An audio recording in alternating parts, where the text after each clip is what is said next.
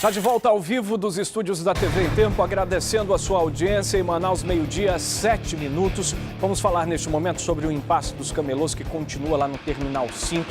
Apenas 30 estão legalizados e trabalhando no terminal. Quem vai trazer essas informações para a gente ao vivo a partir de agora, direto do T5, lá no São José, é o repórter Israel Yasser, que está no local acompanhando tudo. Hoje o seu já conversou lá com os camelôs. É isso mesmo, Amaral.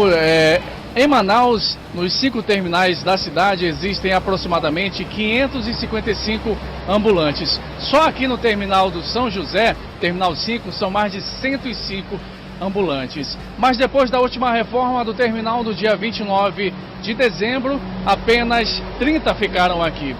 Isso porque são cadastrados junto à CEPAB. De acordo com o diretor do Departamento de Comércio Informal, Paulo Gonçalves, os outros que ficaram de fora depois da reforma foi porque não tem cadastro junto à CEPAB ou possui permissão em nome de terceiros.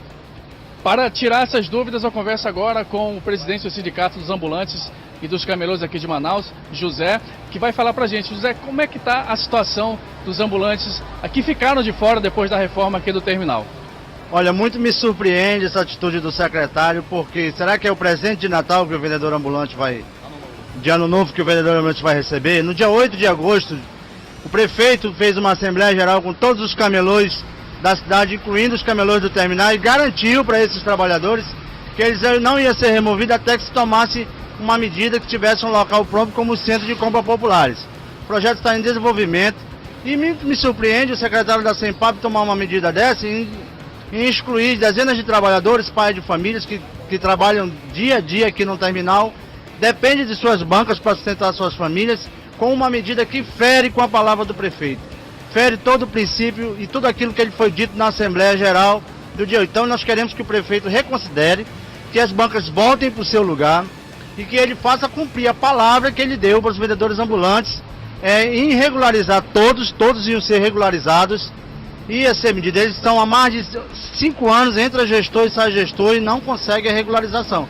E agora uma medida tomada de forma errada, de forma que fere o princípio da administração do prefeito Arthur, em atrapalhar a situação dos trabalhadores. Nós contribuímos com a reforma do terminal, liberamos o espaço, agora queremos o espaço de volta para que eles possam voltar a sustentar suas famílias. Vocês podem observar dezenas de bancas fechadas. Obrigado, presidente. A Rosália é uma dessas pessoas, né, que está nessa situação. Sua esposa tem uma banca aqui e não pôde voltar, né? Por quê? Bom, primeiro porque ele trabalha aqui há 5 anos, ele está todo o tempo pedindo para ser legalizado e nunca que a secretaria legaliza os camelô. E agora nós fomos surpreendidos. No dia 30 tivemos todos que sair daqui e nós só estamos aqui para fazer um apelo ao prefeito que olhe por nós, pela nossa situação. Nossas bancas estão debaixo de chuva, de sol, e nós só estamos pedindo ao prefeito que olhe por nós, camelô, que nós precisamos. Esse é o nosso ganha-pão. Obrigado, Rosália. É isso mesmo, Amaral. Enquanto esse impasse não se resolve, algumas bancas aqui no Terminal 5 do São José continuam fechadas.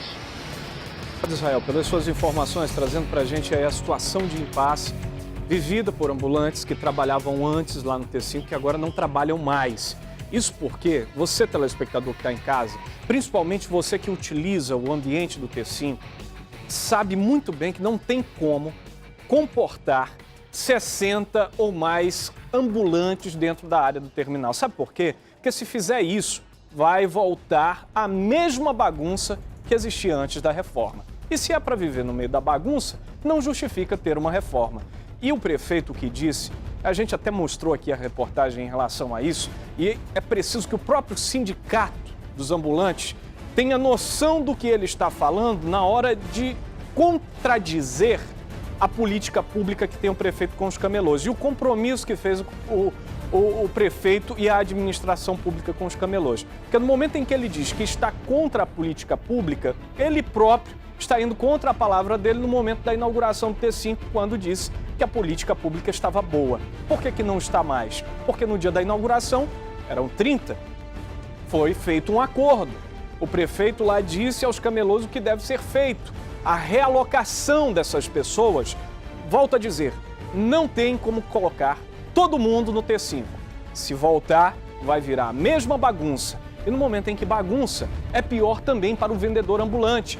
Vai vender menos, as pessoas vão comprar menos, porque não tem como ter um comércio eficiente no meio da bagunça. E se é para viver bagunçado, não justifica também uma reforma. É preciso que haja confiança e principalmente consciência de ambas as partes. 12:12, um homem foi morto ontem.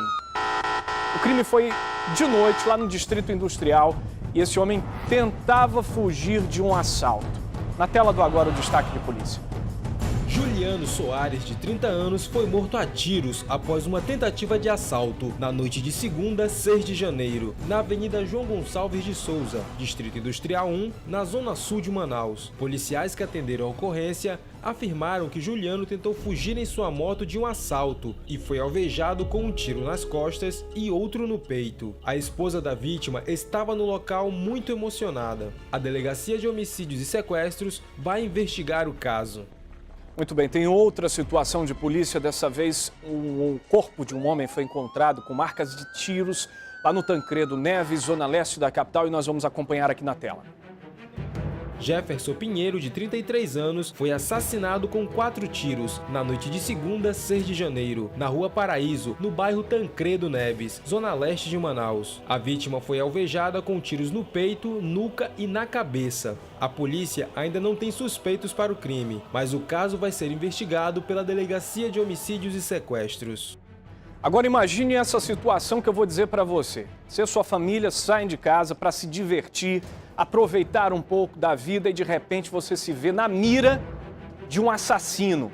Porque não tem outro termo para denominar o motorista que ainda insiste em beber e assumir a responsabilidade de dirigir.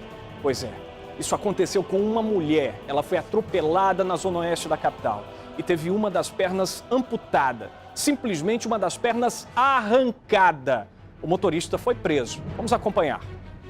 Essas fotos mostram o estado da vítima depois do acidente. Maísa Souza, de 32 anos, teve uma das pernas esmagada. Ela segue internada em estado grave no hospital 28 de agosto. De acordo com o delegado que acompanha o caso, o motorista Manuel Bem-vindo, de 26 anos, confessou que estava em alta velocidade e sob efeito de álcool. Estava saindo de uma festa, estava acompanhada com outra pessoa de 20 anos e pelo excesso de velocidade não conseguiu controlar o veículo e subiu nesse canteiro central, vindo a atingir a vítima. O acidente foi na Avenida Coronel Teixeira. A vítima caminhava no canteiro central quando foi atingida. Uma adolescente de 16 anos estava com ela e disse à polícia que o condutor do veículo disputava um racha. E ela afirma que era um racha. Na verdade, ele estava junto com outro motorista em alta velocidade e o outro motorista se evadiu, do local, e ele não consegue se evadir porque ele bate o carro, ele prensa ela na árvore, a vítima na árvore, e também tem as pernas dele que ficam presas no carro, então possivelmente não teria como ele se evadir. Manuel foi autuado por tentativa de homicídio pelo Código Penal brasileiro. Assim que ele tiver alta do hospital, vai direto para a cadeia pública Vidal Pessoa. Ele pode pegar até 20 anos de prisão. Esse assassino simplesmente esmagou a perna de uma mulher, ali em uma... Que bom que a mulher ainda escapou, Porque na maior parte dos casos, para você de casa entender, às vezes, um pouco da raiva que a gente sente, porque não tem outro sentimento para justificar, no momento em que a gente noticia uma situação trágica cometida por uma pessoa que bebe e dirige. Bebe e insiste em dirigir.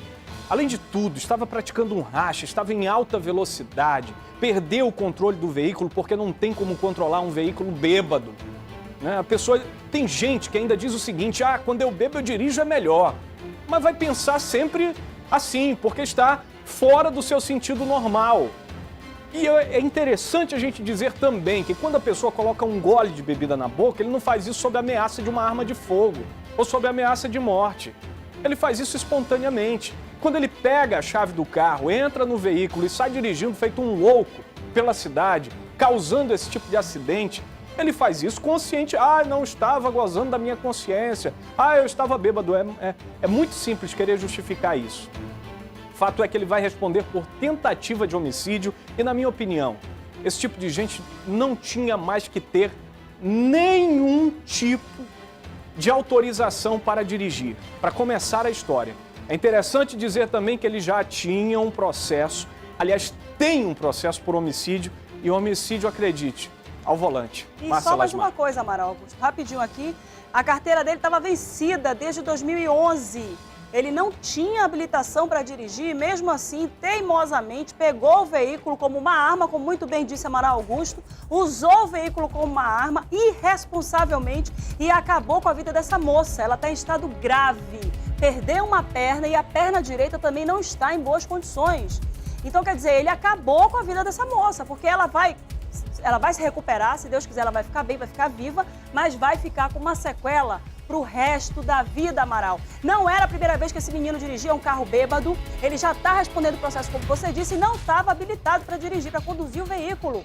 E aí simplesmente invadiu ali o canteiro, pegou a moça ali e agora acabou com a vida dela. Porque ela vai sobreviver? Vai. A gente acredita que ela vai sobreviver, mas sem a perna. É uma sequela interessante, irremediável. Márcia Lasmar, porque tramita no Congresso Nacional um projeto de lei que pretende fazer com que esse tipo de motorista arque com as consequências. Por exemplo, essa moça, se ela é uma funcionária, está ali matriculada no INSS, ela vai depender agora da Previdência Social até o resto da vida.